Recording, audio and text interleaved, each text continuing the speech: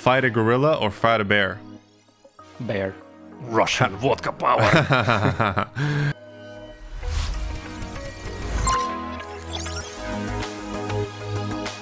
He is a Twitch partner since 2011. 60,000 followers online, 15 million plus channel views. A streamer who breaks games on hardcore difficulties and teaches you how to. Nick, aka TorNis, aka Russian meme guru. Welcome to Streamforge Radio. How are you? Thanks for that humble intro.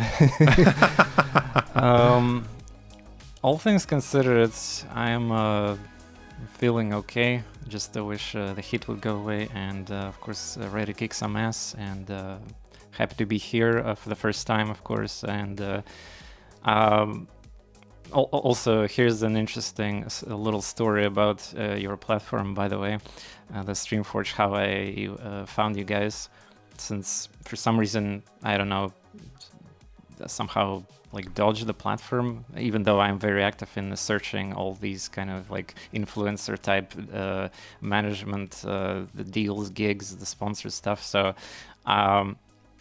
you guys been already in the business for a while, obviously, and I was watching some of my favorite streamers doing their thing, and I was like, oh, this is an interesting new platform, perhaps. And the first time I see this link, when I obviously support them and click the links and wishlist the games or what's not I have to do for the supporting the sponsored streams, and there we go, I found about you guys there, and instantly pretty much got hooked in, and already did some business with you.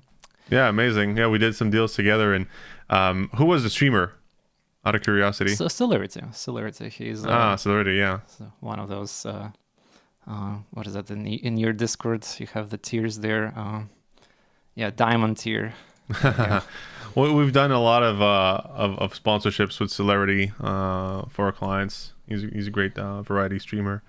Heck yeah. Amazing. Great story. Now, we have something in common and something not so much in common, TorNis. Or should I call you Nick or TorNis? What would you prefer? TorNis is fine. TorNis.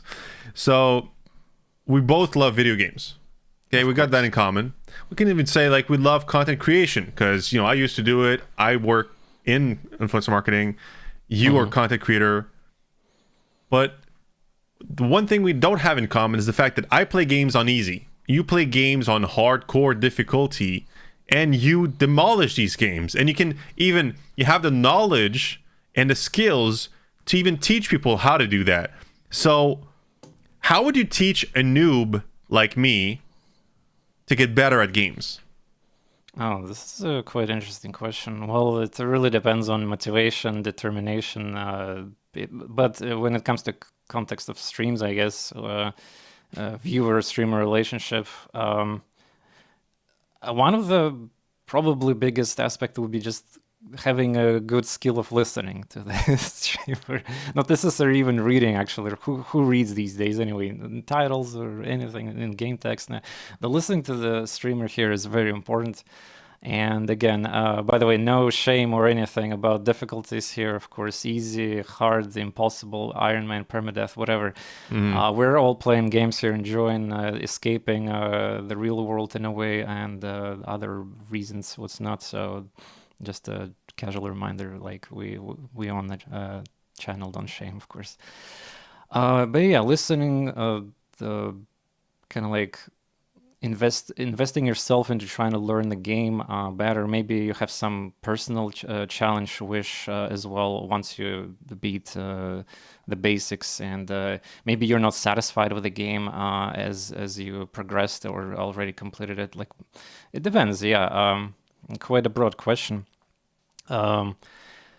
As a streamer, obviously, I would be like I could it happens to the point where I could even invite people, like do consultations with them, and it's not even viewers, it's like developers. It happens sometimes too, especially these days. It become quite a prominent thing. I'm surprised by myself. It's an interesting side topic, by the way.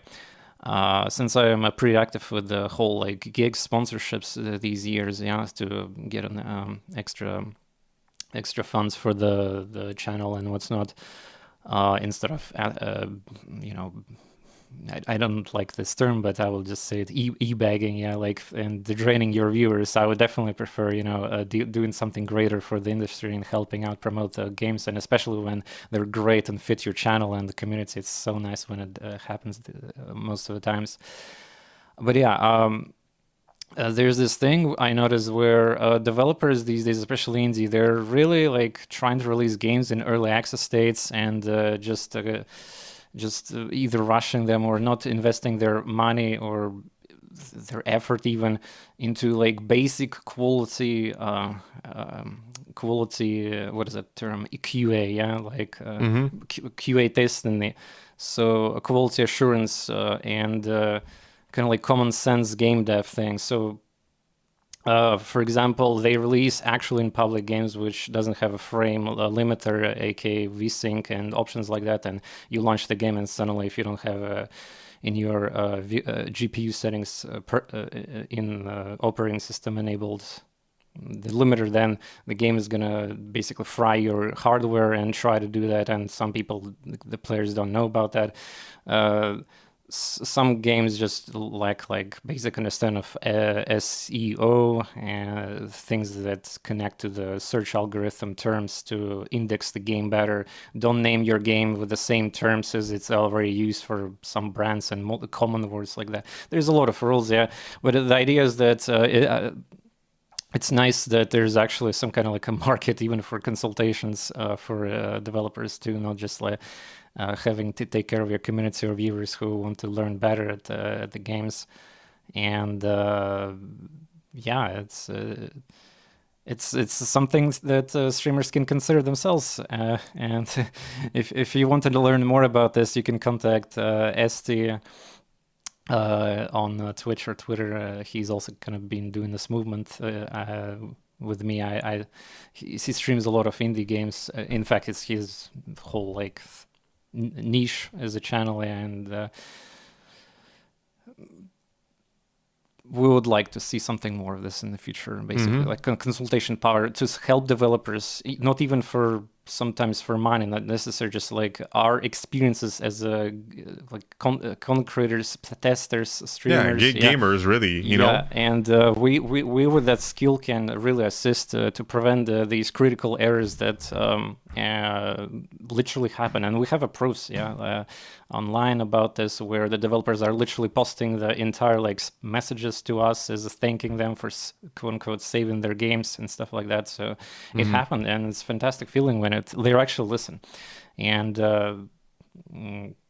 that's your career. It's your career to play games. So you know, who else in the world has that much time other than, you know, Twitch streamers or YouTubers to play games and get good at games and get knowledgeable about games and pushing the limit of games as well, if we take you as an example, right?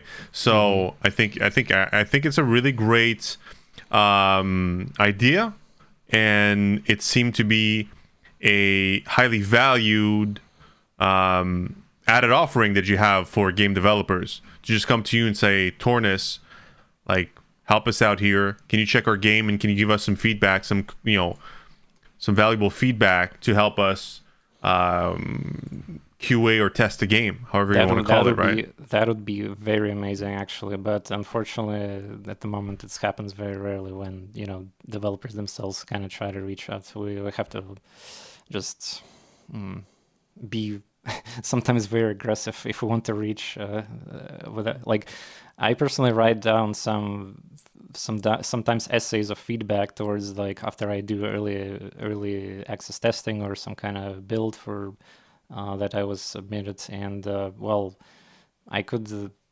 tell that unfortunately most of the times that doesn't go through, and it's not like it has to be taken into account, but at least some kind of communication and assistance tips there would be absolutely crucial sometimes to be considered. I'm not gonna lie, Nick. Between you and I, just keep it to yourself though. You're kind of giving me business ideas right now, to be honest, because I do genuinely think there's a market, like at least there should be a market for this. I mean, there's like content creators have a lot of value when it comes to showcasing a game, only if it's the right fit for them and their audiences, and I strongly believe in that, obviously. But there's more. I think your knowledge of games in general can be or should be something that is used more in the business. And we typically, for example, we work with publishers mostly, right? Because they're the one doing the marketing for games, right? But developers, they have needs, and sometimes they don't have the budget to hire creators to promote their games, or it's just not their job against their publisher's job, to do that, to promote the game. But to finish producing the game though, and wrapping up the game and making sure QA is done properly, it's still their job. So there is, I see a real business potential to get, again, creators to help developers finish or polish or give feedback about their games. Absolutely. The first impression is very important these days with so much on the market and competition within the industry. So if they release already, like once you release the game and it have a obvious like a rookie dev mistake thing, it's gonna create obviously repercussion, negative reviews, like discussions, Reddit, Discord platforms, anywhere really. And it's so unfortunate when it could be easily preventative. There would be some kind of like tiny bit of feedback / consultation ahead of the time, and everything would be fine. Like when there's a genres, there's expectations of genres that gamers want. For example, there's UI interface expectations. There's some settings, for God's sakes, some missing, which are obvious. Audio volume with the music volume is not. There's this like audio engineering term, where some sound effects are very loud for no reason and some are quiet as less. So basically audio engineering was done a little poorly, and it hurts the ears. I actually had to deal with one game where there was serious, like even medical, I would say, even problems, because it could result into just unnecessary hearing damages.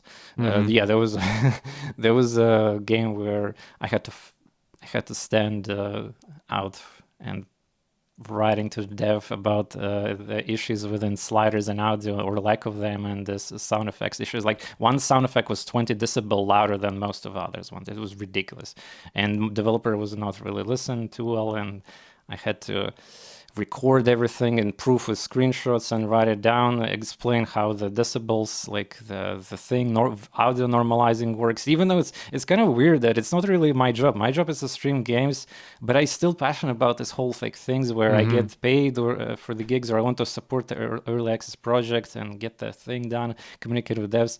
And it's this is where we're going with back to the topic, that there's definitely market for this. And the streamer, once again, ST89, he's a fantastic person for all this kind of like activities like that. Me too, when I can, of course, but there should be honestly more people who are not just want to get the paychecks and the few hours out of the game and move on.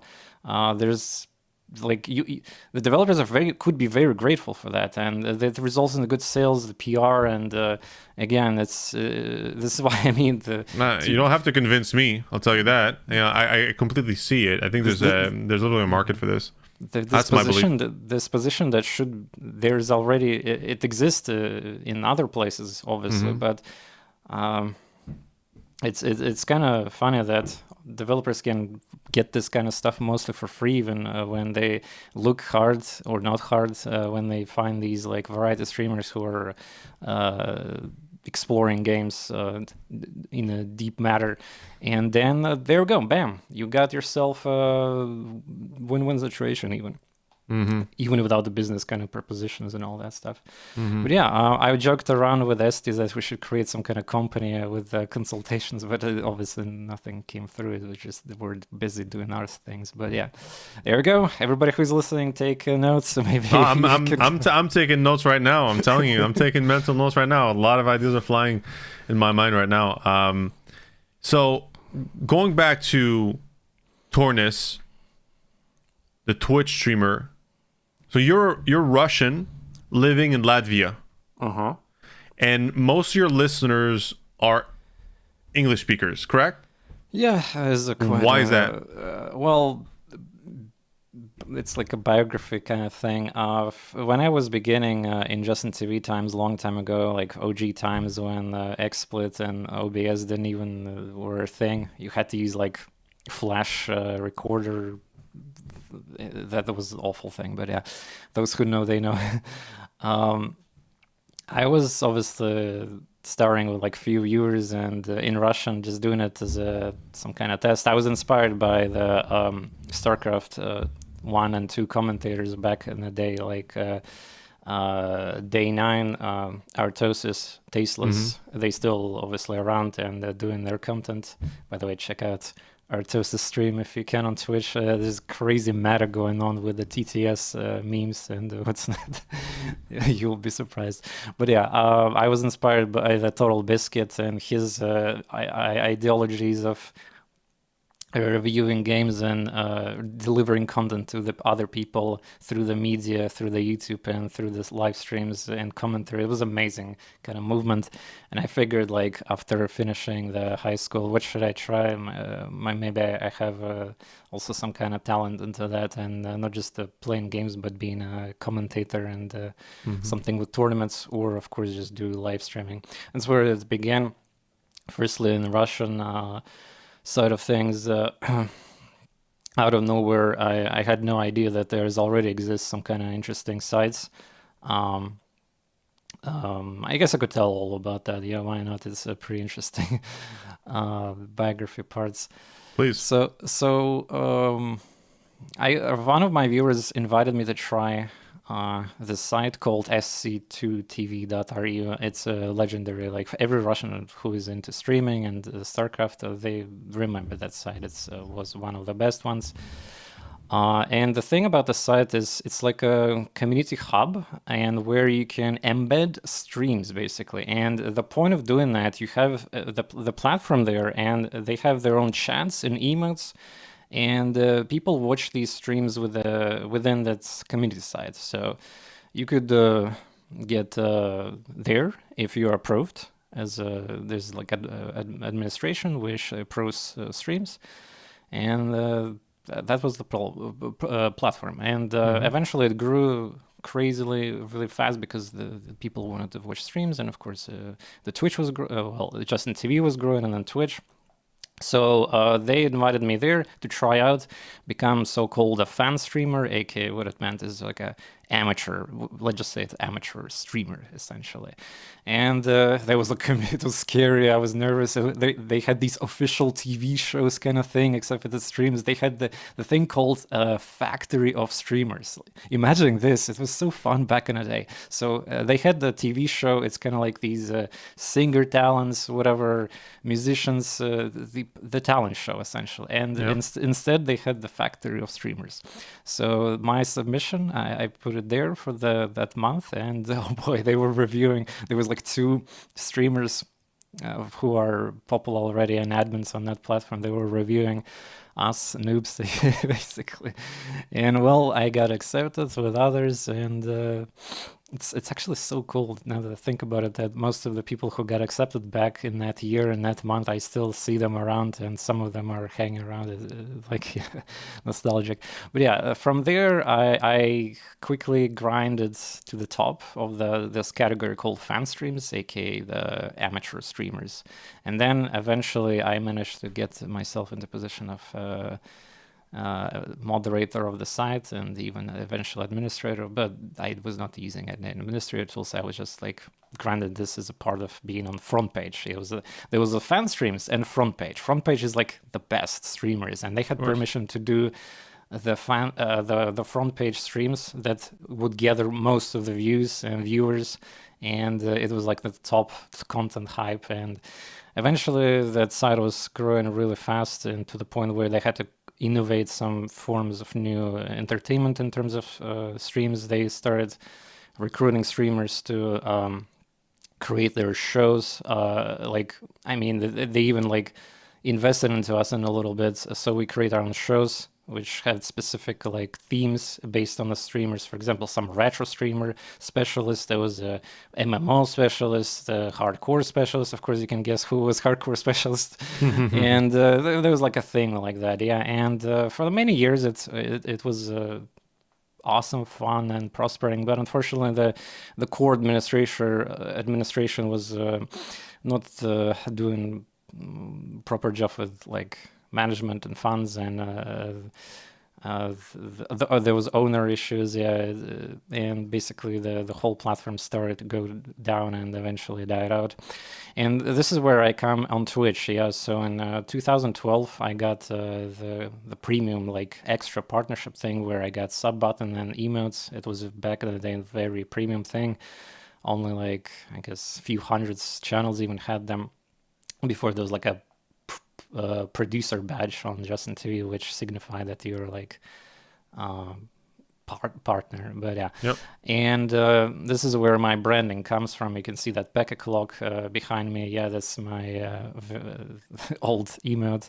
It's a Russian meme face. Think of this as like a troll face, but yeah, Russian. It looks like a troll face. Yeah. Yeah, it's like a butthurt signifying face. So you can even Google that. It's called Pekka face. And I was the first person on the platform, Justin TV/Twitch, to bring that as an emote, and that was like a biggest selling point, honestly, for people to even subscribe to my channel. It's like, subscribing for emotes. And then again, there's plenty of streamers these days who actually make their entire revenue off the emotes on their own. So yeah, it's a normal thing. Yeah. But yeah, now the Pekka, honestly, is kind of, I mean, we moved from the Rage Comics era. It is a last decade thing, but of course, I also adapted to in terms of emotes and everything, but it's still I have it everywhere. It's not exactly like super used in my branding, but I still have it. So that's the story of the Pekka and everything. And why the language differences and audience? Here's obviously, when I was streaming in that fan stream embed player thing, so everybody was Russian, obviously. The numbers were crazy, also high, but then in 2000, let me Google when exactly. I think it's 2012. It should be. Yeah, in October of 2012, the most hyped release for me is a brand XCOM Enemy Unknown, the new one by Firaxis.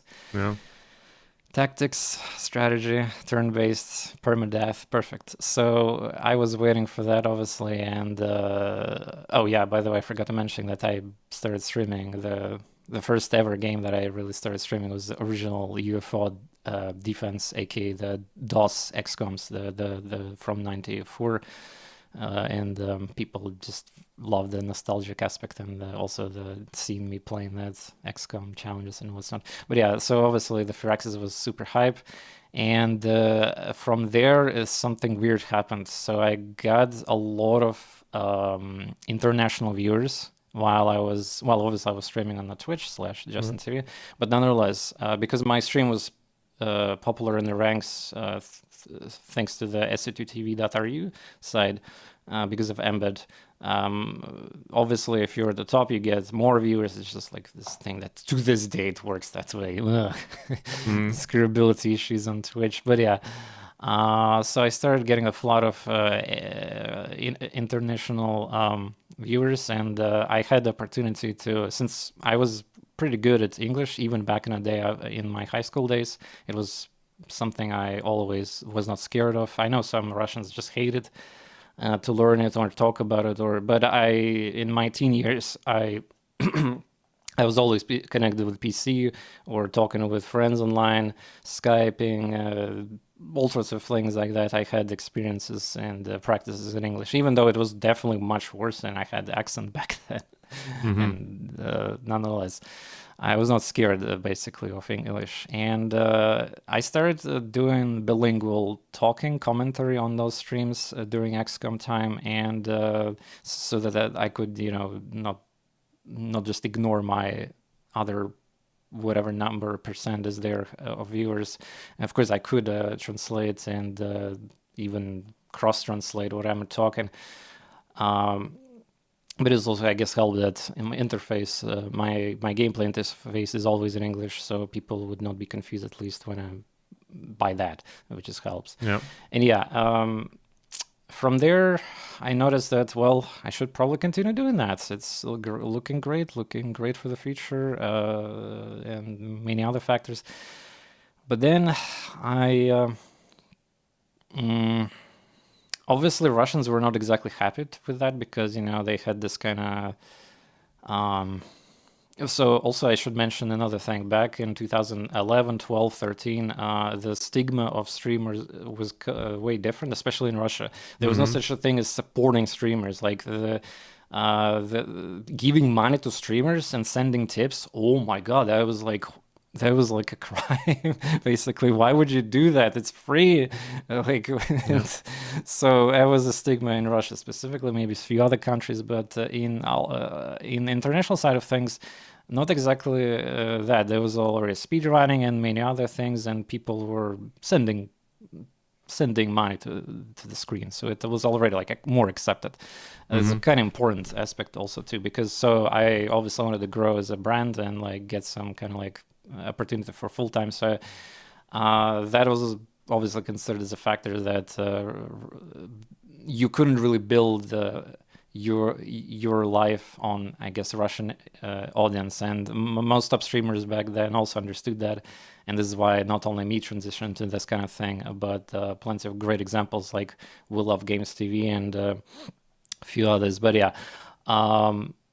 So as time goes forward, I was experimenting with the bilingual streams, and I just had constant like this clash of chats. I had to support multiple chats on the screen, like Twitch, SUTV, those other Russian platforms. Yeah, so it was always like that too, and they were like having fun or fighting with each other. But essentially, I always was like, I was branded as like some kind of quote unquote traitor, yeah, like by doing this.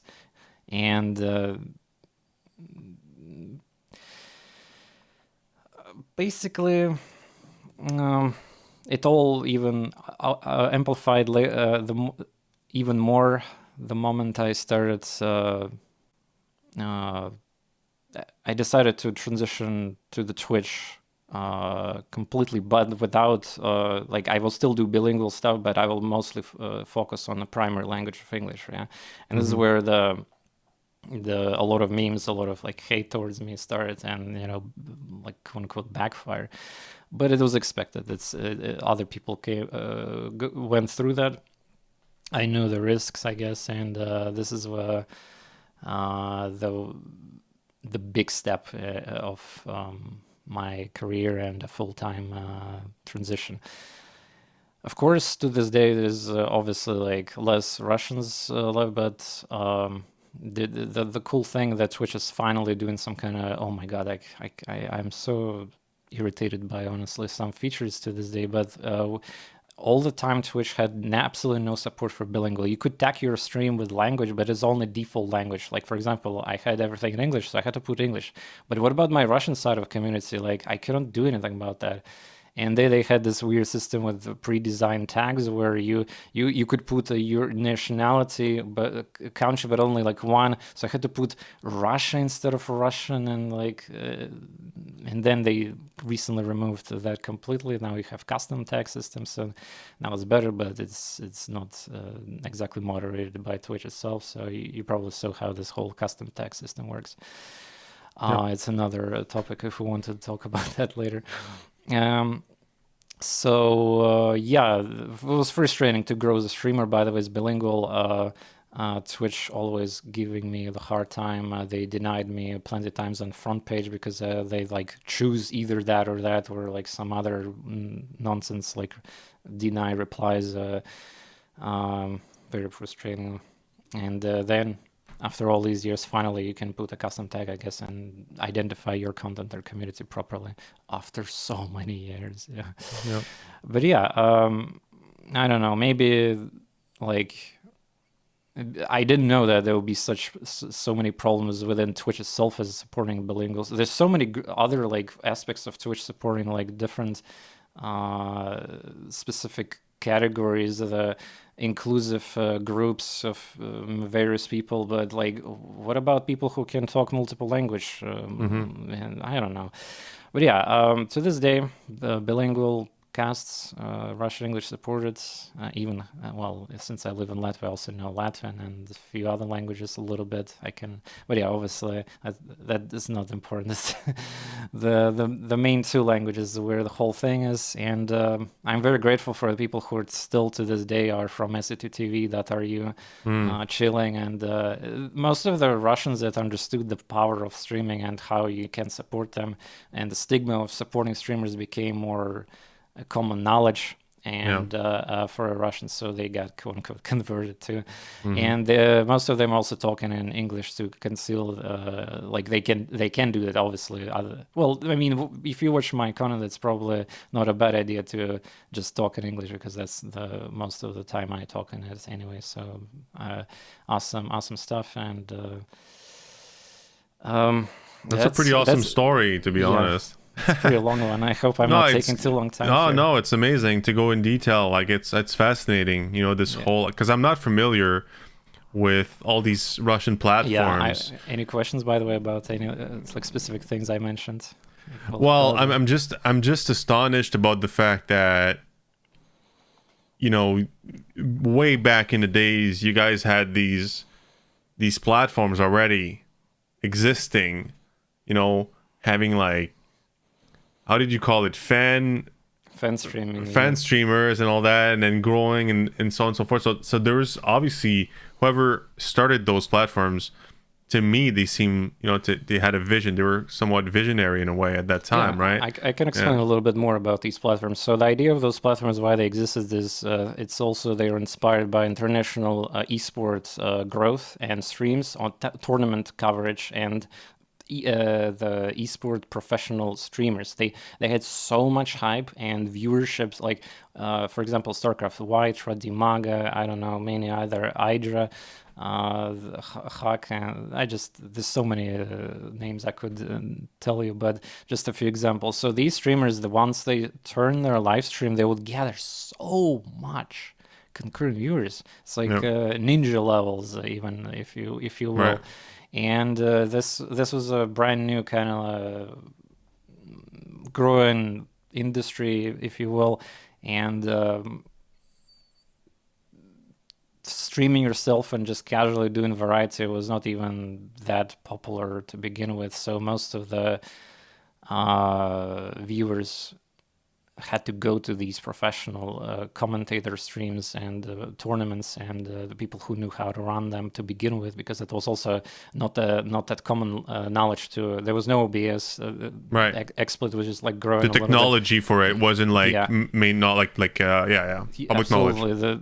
there was no tutorials for YouTube almost how to do their own stream, and it was scary. You had to possess like the PC also for that, internet. There was a lot of roadblocks, so to speak, for the streams. So obviously it was not as easy as now. Right now, you can buy just hardware designed for the live content creation or editing in mind and all that stuff. But yeah, so because of that, people figured how we can. So if people are watching these streams, yeah, and professionals and tournaments, why would we not try to lure these viewers into our platform site and try to make them stay as long as they want to be, and for our purposes, ads like the being in the forums, chat, talking, and all that, kind of like community building essentially. And this is why they had this idea to create like amateur stream sections, so not just professionals who gather like thousands of esport viewership, but also that kind of thing. And yeah, there was also, I'm pretty sure there was several big platforms in the international side of things. I mean, Team Liquid had this section where you can embed your stream to, and you just like go to your settings there. And but yeah, Russians had a few major platforms like that. Goodgame.ru, it still exists, and it's very solid, by the way, unlike the Russian one that, I mean, the Pekka one that died because of ownership mismanagement. And yeah, great. It's now that I look back at it again after talking with you here, it's kind of it was a special place. It's a special place that a lot of us miss, and honestly, we miss a lot of other things, including from Twitch. You know, golden era of Twitch, if you will. Most streamers would probably mention that like 2014 or something, 15, before the Amazon acquisition. Yeah, that's what we have to deal with being OGs, veterans. It's being nostalgic. It comes with being nostalgic about a certain era. I feel you, 100%. Amazing. Now, I understand better your background. You deciding, or your transition to speaking mainly in English on your stream. There was many reasons, to my understanding, but where does your interest in breaking games come from, right? Like, how did you start from, or go from, I want to play a game to I want to break a game? Well, that's an interesting question. Probably all the way towards how I was raised. By the way, I'm raised in a somewhat gamer family.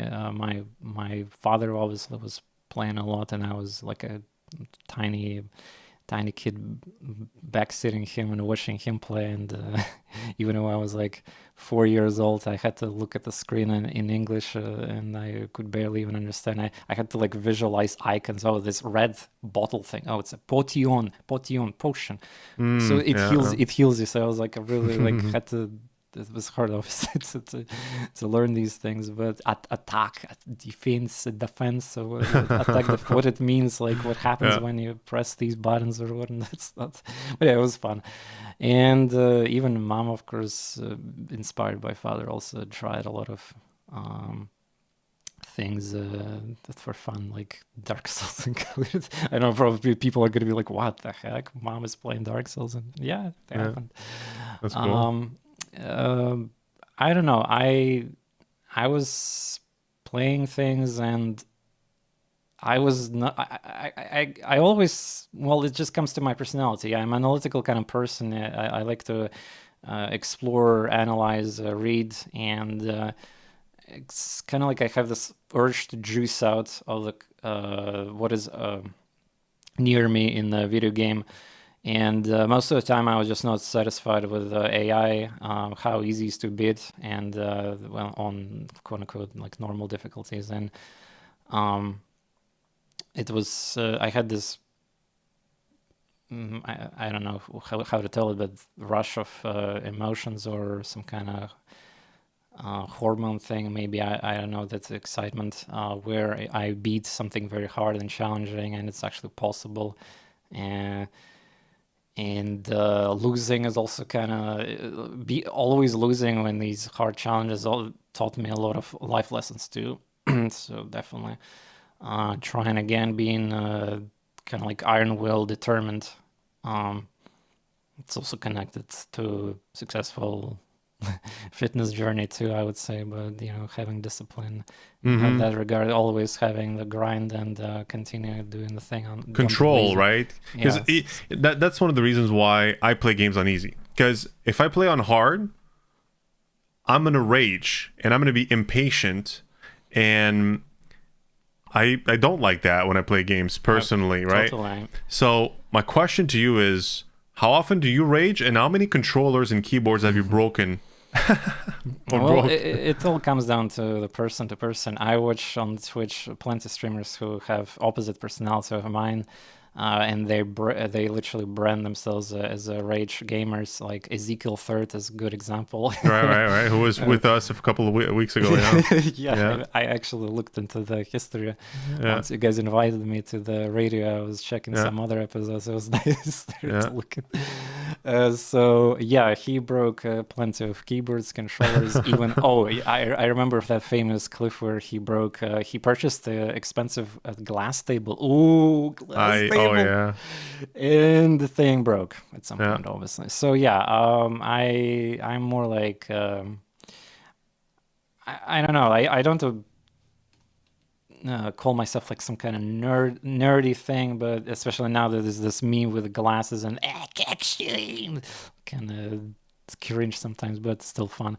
I was always like more collected calm in that regard, and honestly I don't know to answer how much I rage. I don't think I even rage. Like I surely can play it on stream if I need to. I can express my emotions, like for example, XCOM classic moments, 99% miss. The lol, no, what is this happening? Look, of course I will do that. It's part of the entertainment thing.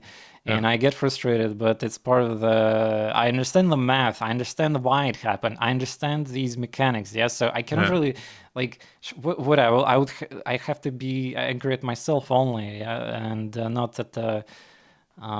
Because if I fail some actual like skill check, but like it's parts. It helps me to understand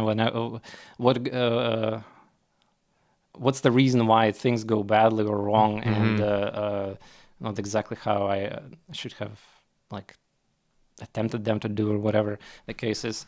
So not a single hardware accessory broken too. So in that regard, that's pretty good. You're not raging at all. I think like raging in video games, just to take that because we're talking about this as an example, has a lot to do with insecurities with the individual, right? Because I think, and we talked about it with Ezekiel a bit, with Zeke, like how he's getting older and he's like, he doesn't have the same abilities that he used to when he was younger.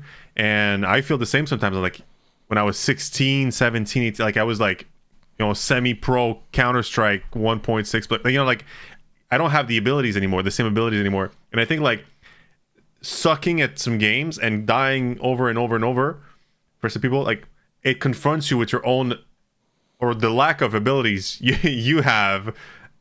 And when you get older, as you get older, you lose some abilities, or you lose some speed, and you lose some reactivity. So yes, for sure, reaction times is very important in most of the modern games. So I can relate to that. I personally also try to avoid, for example, I was big Toho fan, aka these Japanese bullet hell games, and in general bullet hell games. I could do some crazy stuff, like there's a memes about Toho, like you can, if you master Toho games on lunatic difficulties, you can dodge excuse me, not bullets, but rain in real life. So I obviously know on that level of Japanese players, but I could play well in Toho games. And now if I play Toho games, I'll probably get more headaches because epilepsy effects there, and just like I will be not that as accurate. And platformers, some very hardcore like action reaction platformers based. Ezekiel probably talked about it too. So The I Wanna Be the Boss is a great example where you have to be like on a top-notch reactions and the pressing buttons correctly and all that. Hmm. Yeah, the reactions is getting older. That's definitely a thing. But Yeah, again, and confident. You seem like a confident guy. Let's put it that way. I think you seem like you're confident in your capabilities and your knowledge, and I think that has to do a lot with the fact that you don't rage. You're collected. You're like, hey, I'm great at games, and I know why I fucked up. Like this is why. Like it's a technical reason. Like why I don't suck. I just haven't made the right decision at that moment, and I know what I should have done. So that must help. I even do this on live streams where I literally like planned, let's say, a turn-based game turn for 10 minutes, and then I do the turn already. I cannot return it again, and then I see tiny mistake I did. Oh damn! I like this is the misplay. There we go. You see that misplay? That's what we could have done better. So I already can analyze it ahead of the time. It's kind of like a chess thinking. Mm-hmm. Also, yeah. Speaking of chess, my mom sent me when I was a kid to the chess. What is it called in English? Like not a hobby, but a club. Chess club. There you go. So chess club, and I actually managed to climb myself there to the master of candidates to masters eventually. But it was in a different town. I had to go there, and like I didn't pursue it. I had to also read a lot of books about these beginnings, the starts, and strategies. Oh my god, there's so much book knowledge I had to go through. I decided not to pursue that one, but still, I like the chess very much. Yeah, it's still. I mean, it's strategy, it's logic, it resembles a lot of games. And when you're talking about like XCOM, there I see a lot of similarities there, obviously, with the type of games that these two are. And you're making me think about something as well. So to die in a game and know why you fucked up, I don't think that's something that's frustrating on a personal level.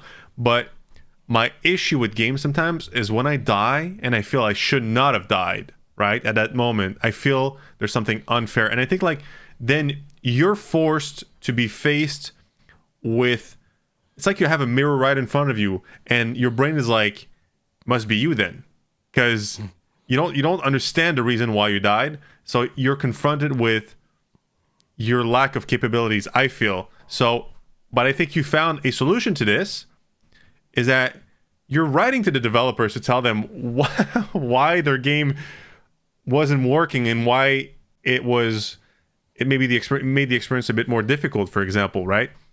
So you seem to have a solution for everything. If you die and you know why you died, then you have that understanding. And if you don't, then you may just be expressing your frustration to the developer in a nice manner and all that, respectfully, of course. But at least you have a way to express yourself, and you're not stuck with the I suck feeling that some people like me can feel.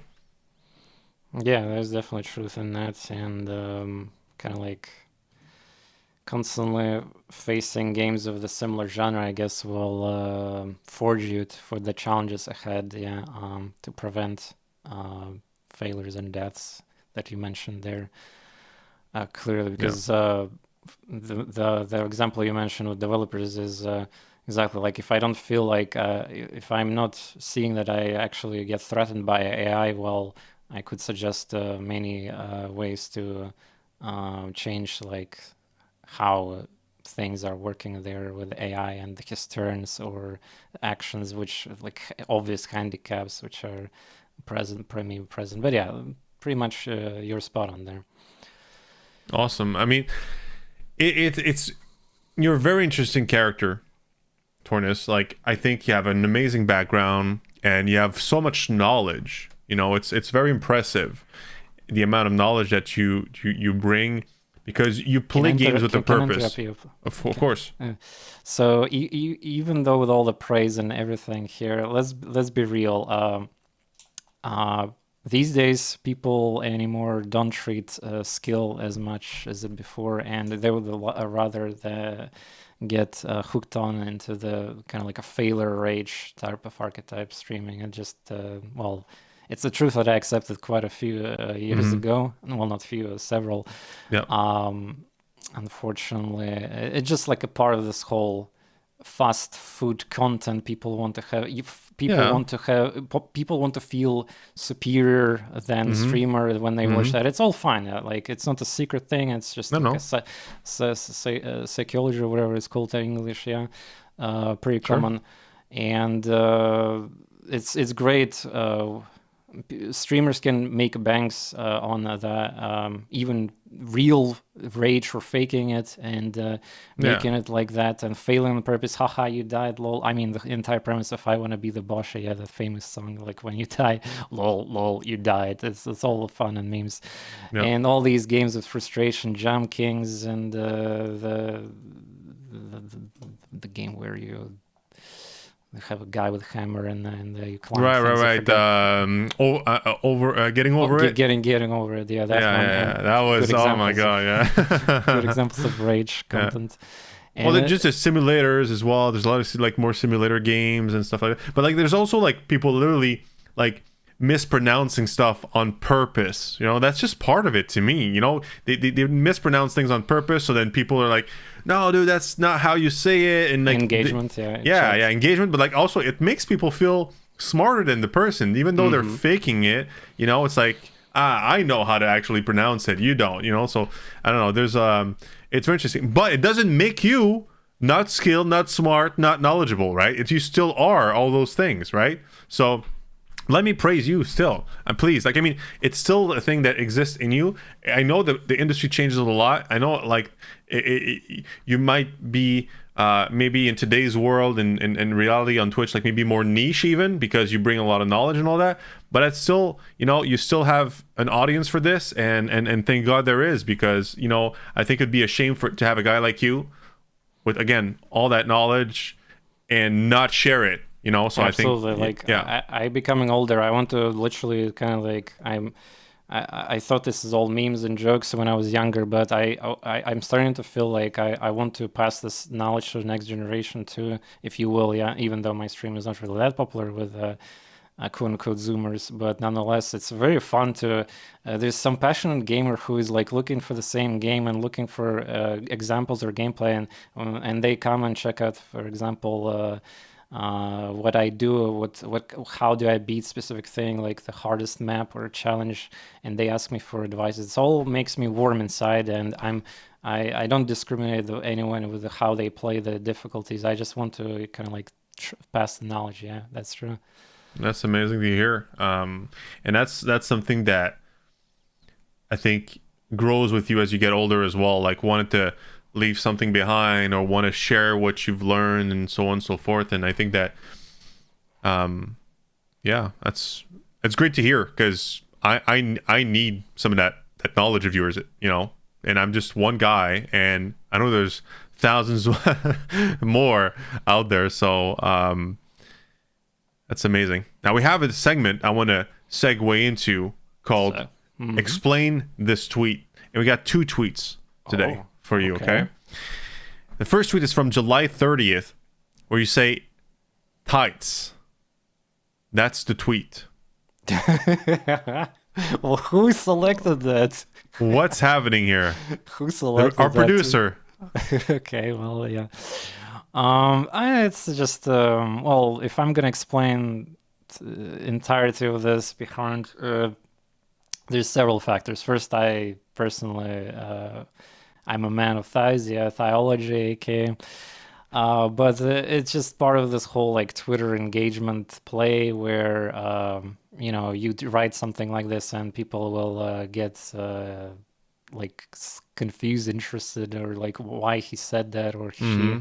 And it's also, I'm being these days more and more like trying to connect with the new trends, aka VTubers, and what is happening here on YouTube or Twitch side of things. And obviously, I don't just stay in the same place and adapt. And even though some things might look cringe in the past or just not exactly fitting for the brand or something, it helps to spice up things and write weird tweets like that. And thank God it's nothing crazy or unhinged as most meta right now. I don't know how much you see. Maybe, God forbid, you are not following most of these like top tier Twitch specifically VTubers who are like super horny all the time and posting very. I'm aware. Okay, so you know. All right, so just posting without even images or anything, just posting thighs is like nothing even close. But yeah, that's just part of me playing a little bit on the social media.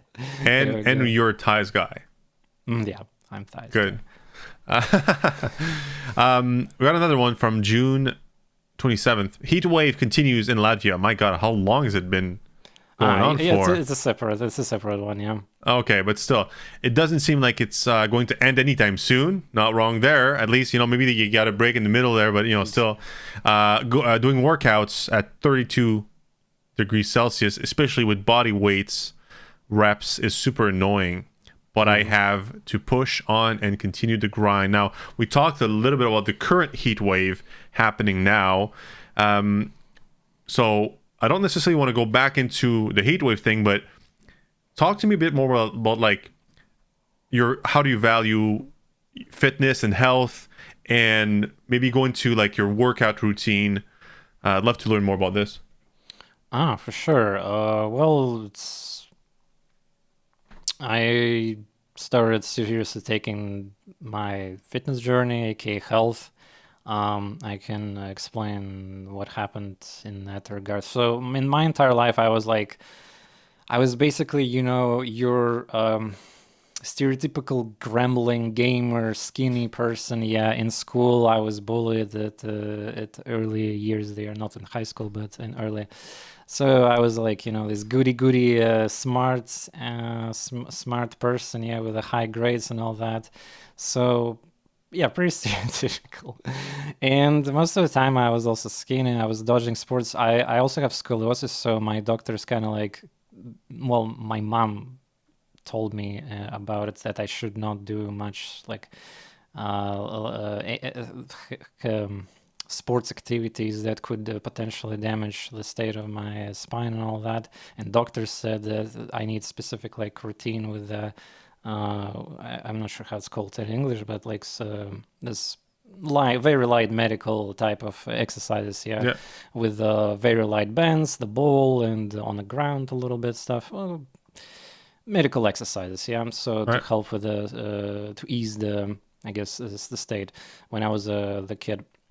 And from there, it just I was basically kind of like scared. Even though I played sports with kids, soccer and tennis, I was still trying to be careful and dodged still a lot of activities. Like even on school, I was banned basically participating in these heavy sports lessons. And then when I started my hobbies and then career with streaming, I still was just being like that, yeah. Even though I eat a lot, I was just not really gaining weight. I guess it's just based on stress, yeah. I've experienced a lot of stress. I have tinnitus in my, well, not sure how to say brain or ears. I have tinnitus too, so I'm not sure how that happened, but nonetheless. And then, well, it escalated to something more dangerous. So closer to years of our times, I started having like constant bleeding from my butt, aka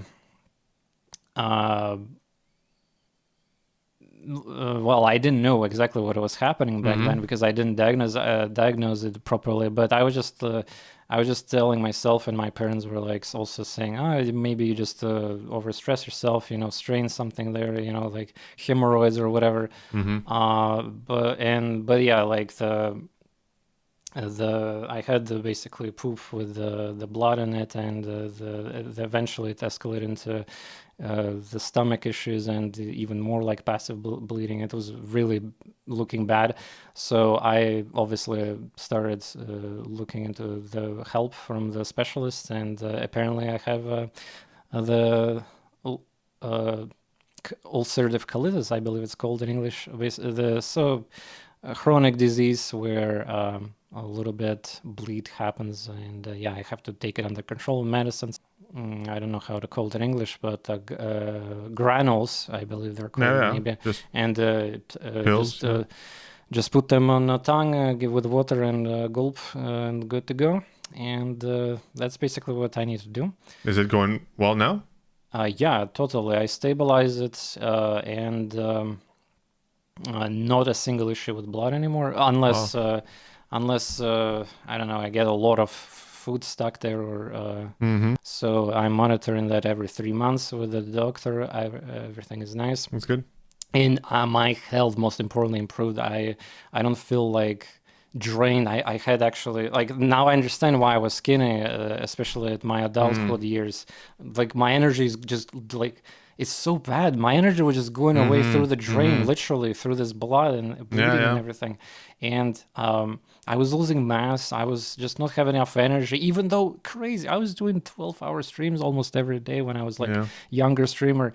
And I still was able to do something, and like, how did That's it because, happen? yeah, you're losing blood. I mean, again, just to be clear, I had this exact same thing that you did for years. And it's very difficult to accept the fact that you have a problem that is the same. And you go, I went through the same thing.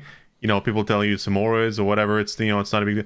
And then after like months and years, you're like, I got to do something about this. Like, this is not right. And I did feel my energy go down. And you don't want to be going to the doctor, getting, you know, camera up your butt, you know, and then check it out. But it's really, if anybody out there listening having those issues, just go. For me, it wasn't a big deal at all. Like, it's not, you know, it seems much worse than it is in reality, right? And I got suppository. I had to do that every day for like a month or something. And even after a few days, it went away. And it's been years right now, and it never, I'm not taking anything right now, and I haven't for years, and it never came back. And it may be, because it's chronic, it may come back at some point in my life. Yeah, it have the stages where it's like quiet, and then it could appear again. So. Exactly. But right now, like, I feel amazing. The energy levels are like up there. I can't believe I didn't do that sooner, right? So, Same. Yeah. So I was on, like, I'm one of my traits as a person is being stubborn, and I was so stubbornness definitely helps me in a lot of things in life, I would say. But in this case, it was bad because I was just assuring myself that since I learned in the past that this bleeding goes away because it have a stage, where it's like stronger, and then when it sleeps. Yeah, I forgot the medical term for it in English, but that's how it works for the most of these chronic things. Yeah. I saw that I was in pain a little bit, well, uncomfort to be precise, and then it goes away. Okay, sure, then it's maybe fine. Maybe I did something wrong, whatever it. And I was like, okay, everything is fine. And then no, it appears again later, and again and again, and I'm still kind of trying. It's fine. I'm gonna just like fight it off. I'm a man, you know, like kind of thing. Oh no, don't do that. Like, I mean, I was definitely Baka here, aka idiot here in this case. no, it's not idiot, man. It's not an easy thing to. I mean, it's not a joke. You see the blood, you have to go to the doctor. It's freaky. Yeah, it's really freaky. Like, but it can be hemorrhoids and could be any other things as well. It's just like. I think we're both saying the same thing. If you guys are listening and you have, you know, blood in your stool, go get it checked out because you're gonna feel much better afterwards. Totally. Yeah. And now, it was also part of my like redemption arc, so to speak, with my health, and also going back a few years, 2020. Yeah, this is where the COVID started. Yes, seriously. Affecting the world.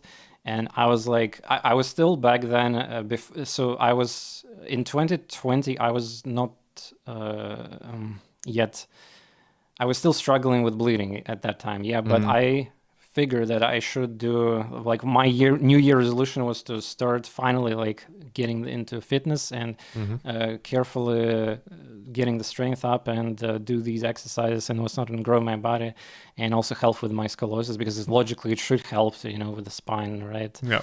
If you do it right.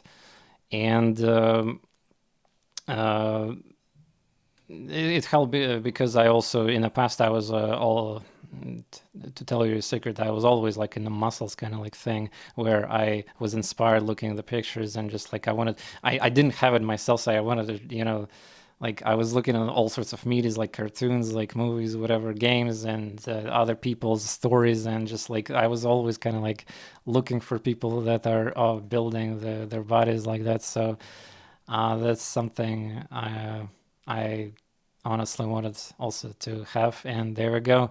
From that moment, I purchased. I don't really have a good local gym here, so I started off with buying the pull-up bar, the professional level, and the bars for the two types of bars and dumbbells and all sorts of weights, yeah, to support different.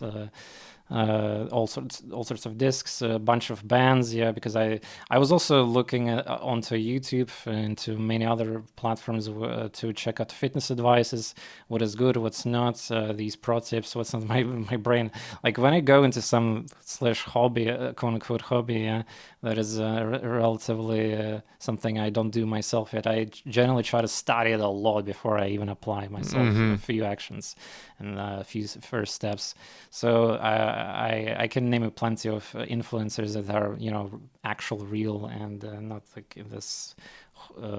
There's a lot of, by the way, you thought the drama in Twitch is bad or any other streamers having issues. That fitness industry also have its own problems and dramas. But yeah, I had to find the right people to listen to because you could get V-shred like people. Oh, God forbid if you guys find that person, you're gonna trust him. Stuff like that.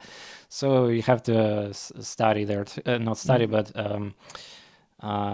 what's the correct way to say it? It's you have to scout the right information. It's very difficult. It's very difficult because everybody's saying something, and then even like if you're on TikTok and you're looking at these guys are like bashing each other, like who's right, who's wrong, who's saying the right thing, who's saying like it's very. I agree. I mean, I'm not into fitness myself. I like to be active. I do some rowing and some sports, but I'm not a gym guy, and I'm not like I'm not trying to build muscle mass or anything like this, but I do see these. I'm aware of the industry as an outsider, and I can see 100%.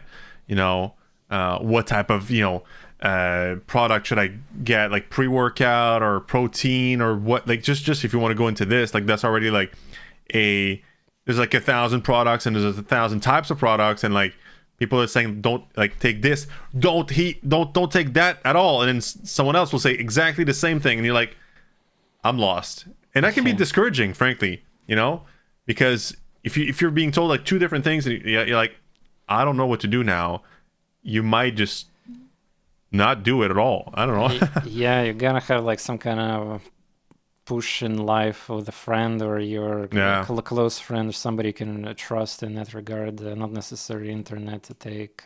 But yeah, it helps to get motivation from outside too, like that. I recently had to witness amazing quote unquote transformation / realization how amazing is fitness and absolutely like muscle stuff. But yeah, this is the COVID pushed me into health direction, get the gear for what I can get in my room, of course. You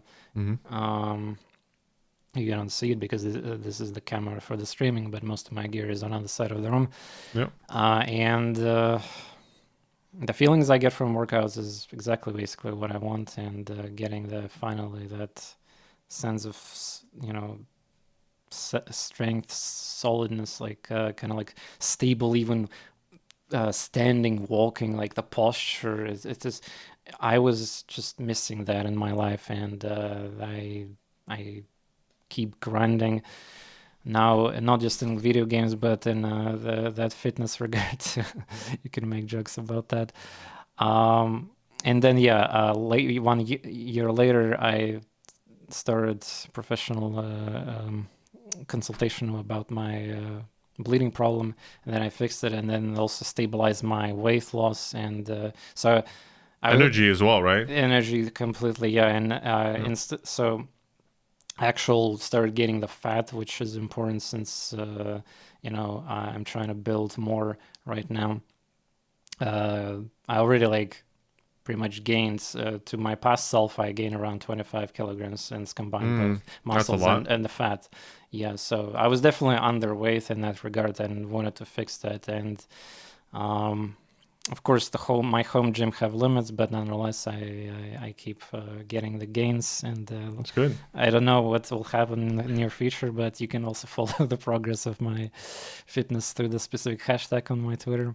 If somebody's interested into that. But yeah, there's the story how like a skinny goblin guy. This is also I want to talk about the inspiration. Yeah. I hold a kind of like community responsibility in that regard too. I'm so happy that I see that working, and me talking about it on stream. Like for example, when I do my intro for the stream, I say like a lot of times, okay guys, I just finished the workout here. I can let me just stabilize my breath a little bit, and it like if people constantly hear that, they will be like, okay, so this nerd gamer like and. The guy I was watching for so many years, he's like taking care of his body, having great progress, these newbie gains and what's not solid. Like, wow, what has happened? Like, it's real. I can also do that. And it's all possible from home. You don't have to go that. And all sorts of things happen. And I see it from my community, positive reactions and what's not. Even though I'm not exactly like super giga popular these days, but nonetheless, it's a satisfying feeling. And even not just on internet, but in real life too. The most important thing the thing that resonated with me the most in terms of like fitness is when you talked about how it makes you feel, and that since you found it, it just makes you feel the way you want it, or so to me, when I hear someone finding something, anything, could be fitness or anything, that makes them feel better about their lives, about their body, about their mentality, like their mind, I'm just happy for them. That's to me, it's like it's a blessing to find I'll call it a hobby, a hobby like this, right? So it's just amazing. Time flies, TorNis, and we gotta jump into the next segment, which is called Rapid Fire. Okay. Rapid Fire. There's 15 questions, 2 options each. Just don't think. Just answer. But I like to think, and then exactly. It's gonna be challenging for you, but I played a video game. I played a video game recently where I believe there was like literally the same thing, like a super fast quiz about left and right questions.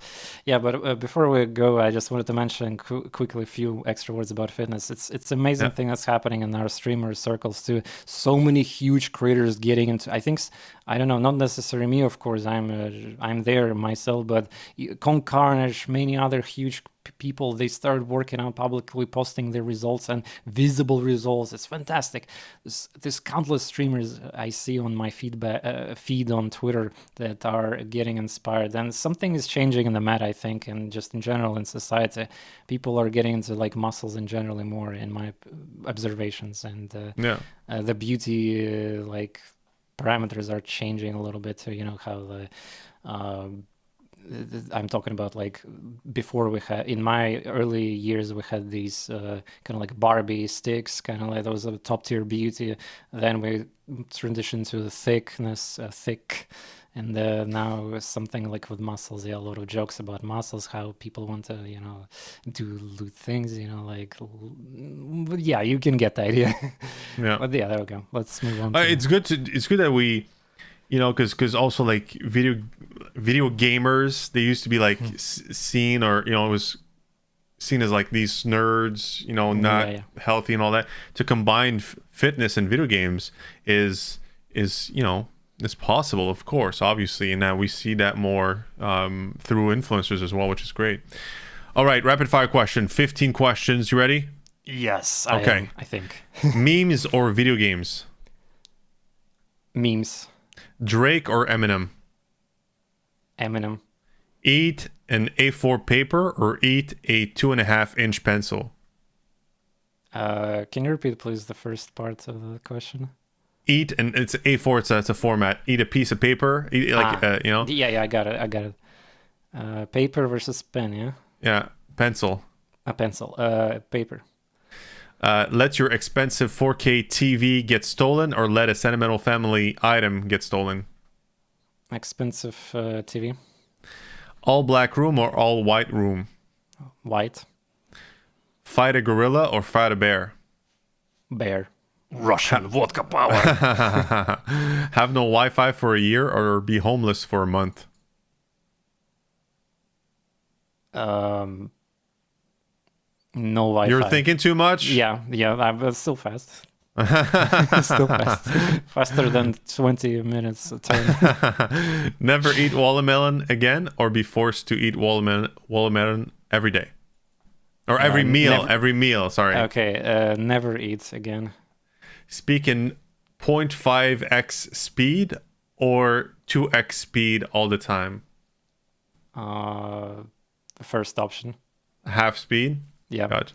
Wonder Woman or Captain Marvel? Captain Marvel. Would you rather walk in on your parents or have them walk in on you? What does that mean? Would you rather them find you either like masturbate or have sex, or would you rather open the door and see them have sex? First. They see you? Okay. Yeah. Salt or pepper? Salt. Mayo or ketchup? Ketchup. Peanut butter or Nutella? Nutella. Run fast or fly slow? Fly slow. There we go. 15 questions answered. TorNis, thank you for coming on the show. It's been an absolute pleasure to have you. And I invite every single person to check you out online on Twitch, Twitter, YouTube. It's TorNis. And on Twitter, it's TorNis7. And guys, if you want to get another guest next week, let us know in the comment section. Please feel free to give a positive feedback, positive engagement. Tell your friends, family about the podcast. It's super helpful. TorNis, I want to thank you one last time. I hope to do another campaign very soon with you. We'll talk, I'm sure. You brought a lot of ideas to the table today. I'm telling you. So yeah, I'm kind of sad that we have to end this, because I still like I would like to express some of the other thoughts, but yeah, it's always like that when you come to these amazing places. So thank you for inviting me to this radio. It's been a while since I had the podcast experience, but it's always nice. Well, it will be for another time. Then you just got to keep those ideas for another time. We'll be happy to have you again. Thank you, TorNis, and guys, don't forget, we'll be back every Tuesday with another episode of Streamforge Radio. Thank you for listening.